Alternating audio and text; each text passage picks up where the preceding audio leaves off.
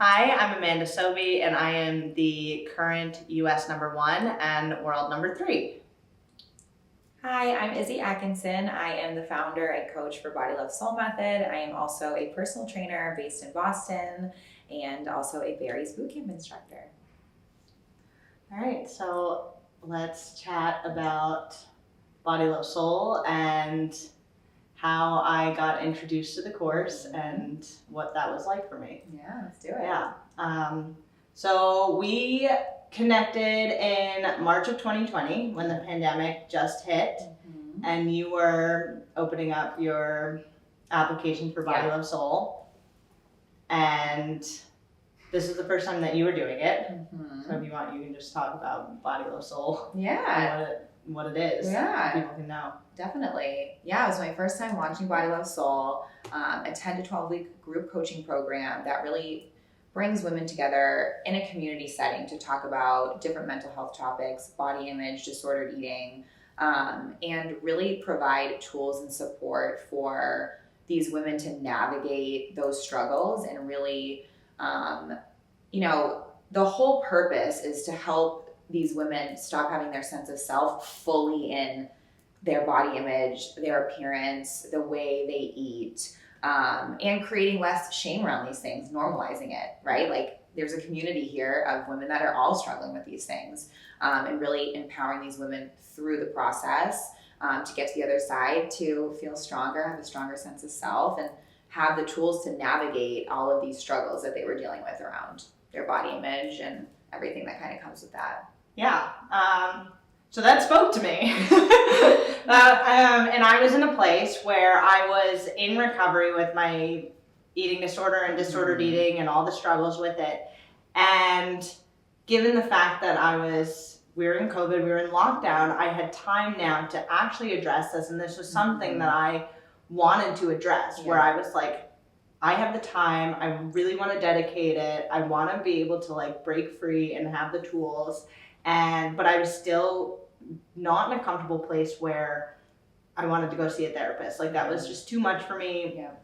It just highlighted, made me feel like I really had a problem. And I didn't want to accept that, or I didn't want to acknowledge it. And like, for me, I still had the stigma that like, if you have an eating disorder, like you're the sick person, right. Like you need to go to a hospital, like recovery for that. And just, I didn't feel like that was me, even though like I did have a disorder. But I loved everything that you said about the course, and that resonated with me because it was like the baby step, like in wanting to get help and address it and like tackle it head on, but in a very safe community and safe space. And you had a group of women, and we can normalize the conversations. We all had our struggles on like different scales and magnitude, but we could talk about it, get the education, get the tools and the resources for it.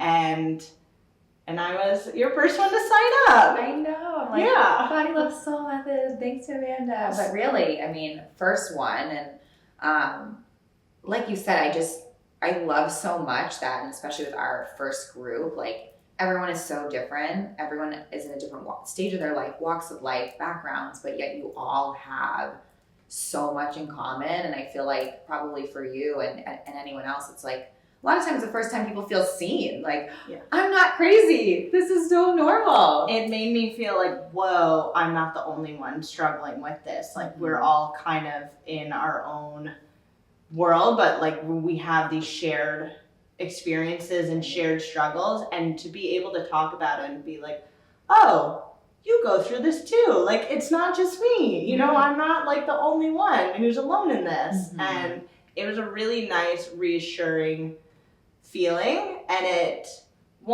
like, the more I talked about it, the less power like my disordered eating and eating disorder had over me. And as like the weeks went on with the course, and like having more tools in place, getting the education about just like what does starving yourself do to your body, and like how it affects your menstrual cycle and everything. And like it was just so fascinating, and it gave me the time and tools to properly address it. And even though like I didn't say like I fully recovered like in the course, and I still fell off the wagon a couple times, but the feelings of the shame, the guilt, the anxiety with it afterwards, just like the aftermath part of like needing to work out to make up for it, or like have to now like restrict because you ate too much. That was a lot less. And that was like, those were like little wins for me in the process of the recovery.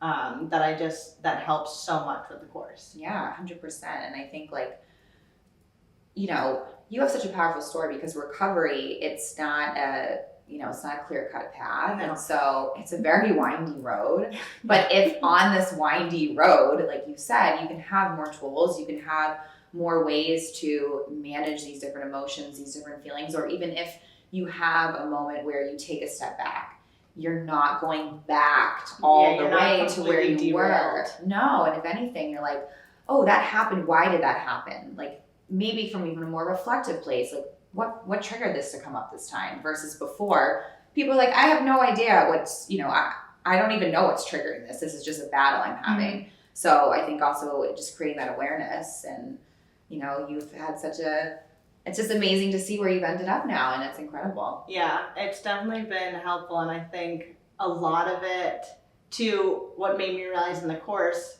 with just like with what the other girls were saying and everything was how my like self-worth isn't revolved around food or my body image or, a number on the scale or like results or ranking, that there's just so much more to it. And once I kind of broke free from that mindset as well and was able to like properly learn to like love myself and give myself compassion and grace, and know that, hey, I'm human. I'm not going to be perfect all the time. And if I do have mess ups, like it's okay. I'm doing the best I can. Just keep going. Absolutely. And I really feel too that so much of it is like you said, it kind of gave you these tools and this insight to maybe then go to therapy or then take that next step. And I think a lot of times we're so afraid to look at these dark things in our life, whether it be an eating disorder, even if you're struggling with like depression, anxiety, things that trigger the way you feel about your body, if you've had an abusive, traumatic relationship before. I think to just be in that setting and say, okay, I can actually start to look at these things and unpack them, and it's not going to make things worse for me. It might be hard to look at a little bit, but I'm, like you said, I'm dedicating the time, I'm doing the work, I'm starting to look at these things. And the more that you look and speak about them and see them and process them, exactly like you said, the less power they have, the less shame, the less guilt, and you're able to start living more freely. Yeah, it's good. I'm gonna trying to think back in 2020, kind of like what stood out, but I would say that was the tail end of like my recovery phase. And then about a year ago, that's when I fully recovered. So, but I think during that period, one, I became aware of my disorder, and it was something I acknowledged, I struggled with bulimia, binging and purging, the tour life was just really, it triggered me a lot. And so understanding my triggers was one. I found that when COVID hit and I was able to be in one place at one time and not traveling all the time, not dealing with the expectations of winning, losing, the emotions, the results, the ranking, the expectations, I was able to kind of also enjoy life a little bit more moderately. So it wasn't you need to go train. You have to eat a certain way, you have to follow this program. It was a lot more, I could be a lot more mindful for myself because I didn't really have much to do.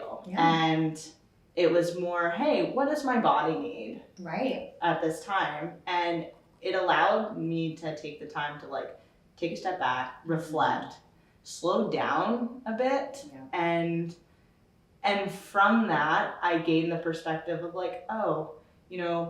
I don't need to go eat this, or this makes me, if I know that if I overeat, like it's gonna make me feel this way, and then I'm gonna want to purge afterwards. Right.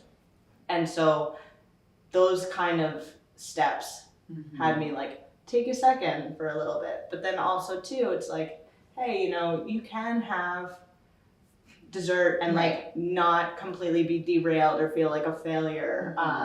If you don't follow a certain diet plan, like you are still disciplined, like you still have discipline, like you're not a failure. You're not like, you don't have to feel guilty, or you don't have to make up and work out extra hard for it. So it was during that time that I really got to actually like put the work in to take care of myself and build better habits. Yeah, exactly. Like you didn't have all these other distractions basically, and you were able to get off the merry-go-round, or like the hamster wheel I say for a lot of people. It's like COVID, you had that opportunity and you were like, I'm going to seize it because I'm sick of this. Like I want to get to a better place. And I think, 2020 also was a year that a lot of people in general were like, okay, I got to like look at what's going on here. Like we've all kind of got to that place.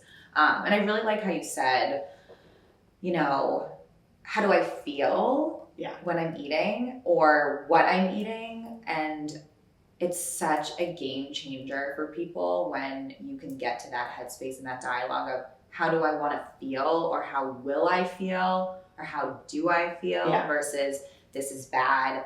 I can't is like labeled the can't or can, the bad, the good. And it's like, oh, the cheat meal. And I was like, no. Yeah. Like, and that's immediately like the second you do that, instantly shame and guilt. And I mean, it's just automatic. Like you're putting rules, and then if you break a rule, it's like, I'm bad. Yeah. And so I love that you said like, how do I want to feel? And I know how I'm going to feel if I have this or that. Or I know I'm going to feel if I eat this certain food versus this. But this food actually made me feel really happy today. So I want that. Like, I like that you said that a lot. Yeah.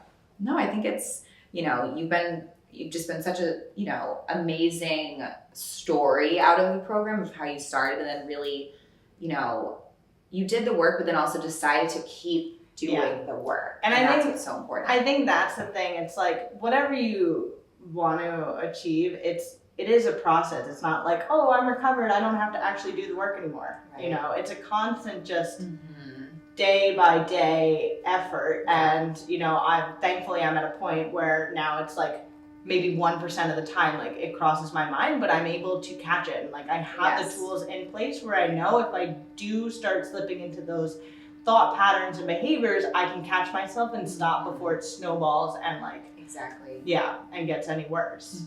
Exactly. And I think that's exactly it. I mean, I struggled with disordered eating for years, body dysmorphia. That's how I got into this work. And so it's an ongoing journey. Life has seasons, challenges, triggers. I mean, all these things. Life is complicated and it's freaking emotional.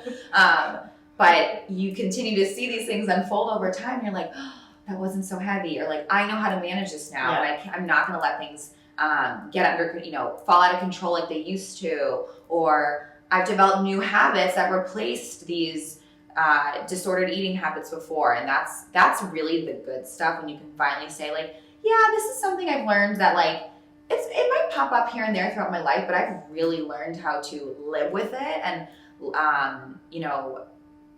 live like, what's the word I'm looking for? I guess not even manage it, but you've learned how to live with it in a way that it doesn't take over you anymore. Yeah. It doesn't have the power over you anymore. It's a part of who you are. Yeah. And it's not a bad part. Yeah. It's just, but it doesn't control who you are. Exactly. Exactly. Let's talk about holiday time and triggers that come up during the holidays, because holidays are loaded time for people across like every spectrum, and we'll talk about tools to help deal with it. Love it. I right at the gate when it comes to holidays, I always say to people like the 2 F's, food and family. Yes. And it could really even be the 3, because sometimes finance, I feel like it could be finance, food, family, because it's just, but food and family, it's like the 2 F's. Yes. And I think what I hear from a lot of people and from my own experiences is that there's tons of anxiety around the food in general, like eating more decadent foods, eating more sweets, like, you know, not necessarily being able to control what's going to be served at certain places, where they're going. And then with family, the family dynamics, families I haven't seen in a long time, family members that trigger things within them that don't feel good, family members that could, you know, encourage some of this disordered behavior and things like that. So food and family, I feel, are the two biggest things. And I don't know if you have, you know, things related to that you want to share. Food and family has always been the biggest one. For me, it's Thanksgiving's kind of the like world championships of eating disorders for me. That was definitely my toughest opponent in terms of holidays. But it was, for me in Thanksgiving, it was a time when I would like massively binge and often purge with it as well. But it was one, like I was so anxious around the fact that like this was the only day I was ever gonna eat these foods, and like it sounds crazy, but like this is how my mind worked, was like, oh my God, like I love these foods, I love the pie, I love the stuffing, like but Thanksgiving Day was the only time I was ever gonna eat this, so I have to consume all of it. And also we would have family gathering for Thanksgiving, and like I was so afraid too that like I wouldn't get enough food. Yeah. As crazy as that sounds, like I understand that they would all be gone and I wouldn't be able to enjoy all of it, or I wouldn't be able to eat as much as I wanted, because it was gonna go away. And so then I would just eat really quickly, and I would eat a lot, and I wouldn't enjoy it at all. It was all just like wolf, and go get your another plate, like, because it's gonna dissipate, right? And it's the only time you're ever gonna eat it. And then same thing for the desserts. Like I love sweets, and when it came to the pies, like so excited about the pies. But I was always like brought up that this is the only time you're really gonna eat it, and so I needed to eat as much as I could. Yeah, it's like that scarcity mindset around food. Like, never gonna have this again. There's never gonna be pie. There's never gonna be cookies. I have to eat 15 of them. I mean, literally, this is a real thing. I mean, I used to struggle with this so much, you know, many, many years ago. I think that it's like the scarcity mindset, and also a lot of people go into the holidays, Thanksgiving, Christmas, I mean, whatever holiday you celebrate with, like, these are bad foods. These are bad foods I only get to eat once a year. Like, I get to be bad today. I'm cheating. Like, I'm breaking my rules, or whatever you want to call them.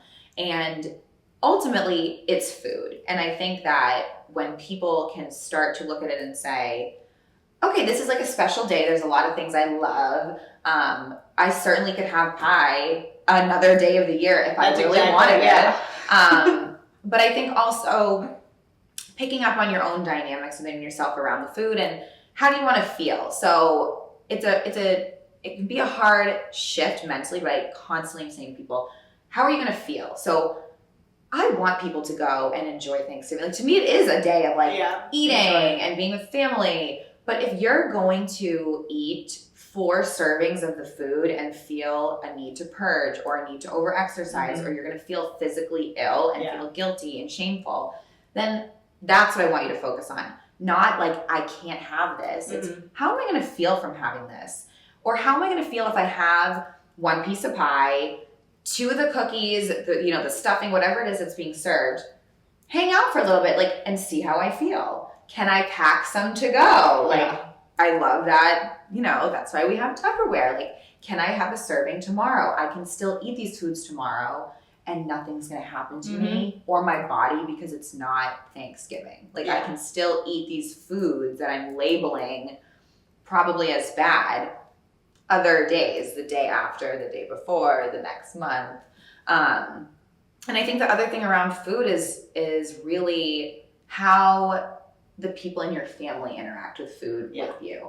So I know a lot of people, every family dynamic is different, but a lot of people, they either feel that their parents are like, eat more, eat more, eat more. Or the opposite. Need that. Like, oh, you're going for a second, like, helping of dessert. Like, why do you need that? Or there's always the comments that it's like, oh, it's all right. Thank goodness you're an athlete. Right. You're going to burn it all off tomorrow. Just got to work out extra hard tomorrow. Right. And as I've kind of like gone through the process of recovering and everything, now I can hear these things. Yeah. It won't trigger me nearly as much and I won't believe it, where it's like, oh my God, I need to go convince myself, oh, I have to go train really hard now the next day to burn it all off. Yeah. Whereas I can enjoy the moment, enjoy the time with my family, enjoy the food, and not have those aftermath feelings of the shame, the guilt, the needing to over-exercise or restrict afterwards. Exactly. And I think, the over-exercising is like so real. And a lot of people have such a fear. Part of the food with the holidays specifically is people have such a fear of gaining weight. Like, it's like crippling. Like, if I eat these things, I'm going to gain 15 pounds in the next day. And like, I get it because like I said, I've lived this already. But part of what I also try to say to a lot of clients I work with is, you are naturally gonna feel and maybe look a little different for a couple days after Thanksgiving or a big holiday or a day where you really are eating things that on a day-to-day basis, your body, it's also just a matter of your body isn't used to eating those foods often for most people. So you're naturally gonna feel a little more bloated. You naturally are gonna be more tired. Like, it just is what it is. But people get so... It's like this crippling fear the next day. If people go on the scale the next morning and self-sabotage and say, oh my God, I'm 5 pounds heavier. I have to go to the gym for 3 hours. I'm not going to eat anything the rest of this week. It's such a real thing, but it's also being able to talk to your anxiety and say, okay, what's really happening here? I had 3 servings of X, Y, and Z yesterday. I maybe had some more alcohol than I normally do. Like, I'm feeling more full. I'm feeling more tired. Let me give myself a couple days to just let my body like move that through, literally, But it's a huge challenge for people. Yeah. And I think too, it's the acceptance as well, like knowing, which took me a while too, is to accept and like give myself grace of like, all right, I'm not gonna feel great. Let's just like make sure I avoid mirrors or like tight clothing or a scale to just so I can be in a better headspace about it and know that this is only temporary and like this does not define who I am on a daily basis, because I don't do this all the time. So when it does happen this holiday time, so my body is like, what is going on? So it's a shock. Exactly. I love what you said, because I remember us vividly talking about this when we worked together, like the pants, the getting out of tight clothing, you just said, because it's such, when we're stuck in this body image spiral and really wanting to control things, and we're in it, we are so good at being engaged in self-sabotaging behaviors. Even when we don't know, it's habit. So a lot of people, after a holiday or, a really indulgent meal, they'll like put on their tightest spandex or jeans. They probably haven't even touched that pair in like 2 years, but they're going to put it on the next day. I swear this happened. And getting on the scale. And it's instantly, because you're also trying to feed this, I would call it almost like the inner beast. So you're trying to feed it more like, I was bad yesterday. I deserve to be punished. Let me go on the scale and validate this. Oh, I am 5 pounds heavier. I am not worthy, and I am fat, and I did gain weight. Like it's this or whole... it's I ate so much at dinner, I don't need to have breakfast. Or I'm gonna just not eat until the afternoon. Exactly. Which only sets yourself up for another binge 100%. On top of it. And I think, speaking with the binges too, something that is I hope anyone listening really takes with them, and I used to do this a lot, is not under eating before you have a meal like that, because that is ultimately going to want your body to binge more. It's just natural. If our body is starving, it is going to see food and say, I need this. I need the sugar. I need, it's a natural thing. Our body does not want to be starving. And so a lot of people during the holiday season, when they have events, family gatherings, they're like, I'm not going to eat anything till tonight. And then I always find the shame and guilt is 10 times more elevated, because, they really were eating from a place of in some ways it almost can become mindless because you are so hungry and you are like, I need your to body's eat. just craving food. Exactly. So then on that note, for those that do that, what do you recommend to make sure that it doesn't, to flip the script? To flip the script of like not under eating before, I always say to people, I mean, eat how you would normally eat. Like, I know it sounds simple, but seriously, eat a breakfast that's going to be nourishing for you, that's well balanced in the sense of like, it's not just eggs, like let's get some carbs and something that's like, again, it's going to satisfy you, it's going to fuel your body. I always say to people in general, eating every couple hours is really important for your metabolism, blood sugar, but eat normal that day. Yeah, like it's any other day. It's any other day. And I think that mentally we have to, it's a really big shift to try to stop making these moments, these parties, these holidays, like it's, people almost go into, like I say with people have like vacation brain, where you go on vacation, you're like, screw it. Like, free for all. Free for all. Like this is why I'm going on vacation, because I'm going buck wild, which again, that like enjoy your vacation. Diet starts Monday mentality. It's this, but people do this with the holidays. They're like, you know, I'm going to balls to the walls tonight, so I'm not eating anything, and it is what fuels the shame. Like it's what, and it's because people also go into being like, I'm gonna be bad tonight, I'm cheating. It's the extreme mindset, the all or nothing, where it's like I'm not gonna have any of it, or like I'm not gonna eat all day because I'm saving myself for the holiday party. And then when you get to it, then it's like everything in sight, like must consume. Absolutely, the all or nothing mindset. When I always say to people, it is so gray. Like it is an all or nothing. You want to learn to live in the gray space. And so, yes, number one tip is fuel your body when you're going to do something like that. Don't get in super tight clothes the next day. Don't get on the scale. And I also say to people like that feel compelled to do rigorous workouts the next day, which are a lot of people, is that, again, you're gonna feel more tired. And that is totally normal. Don't do something the next day where then if you're almost feeling like you're underperforming, again, you're validating this. Because that's what we're looking for. We're looking for clues or cues to say you were bad. That's 100% what that behavior is. And so I think for people, the number one is don't undereat during this season. And how do I want to feel? And knowing that food, it's always there. Like you can have one cookie, you can have 10. I mean, it's your choice, but really trying to work with yourself and talking yourself through these moments of saying, okay, I could have this tomorrow as well. This isn't disappearing. I don't need to eat till I'm sick because it's Thanksgiving. Like I can have a regular meal and feel fine and start my day regular tomorrow as well. So I think those are a couple of them. And I think too, it's treat the following day the same as any other day. 100%. Like, wake up, have breakfast, regardless of like how you're feeling, but just like don't feel the need to now make up for the party, the holiday gathering that you were at, or how much you overate the other day. Just get back on track, and it will slowly like get back to normal, and it will be fine. Exactly. And I think a lot of people that, you know, I used to struggle a lot with restricting and binging, and it is a messy cycle because you are restricting so you don't binge, but the restricting leads to binging. It just is. And so I think people have to really start to, again, it's very black and white, binge, restrict. They're on the total opposite spectrum. How can we live in the middle around food, especially during this season? And then I think, you know, kind of pivoting to family.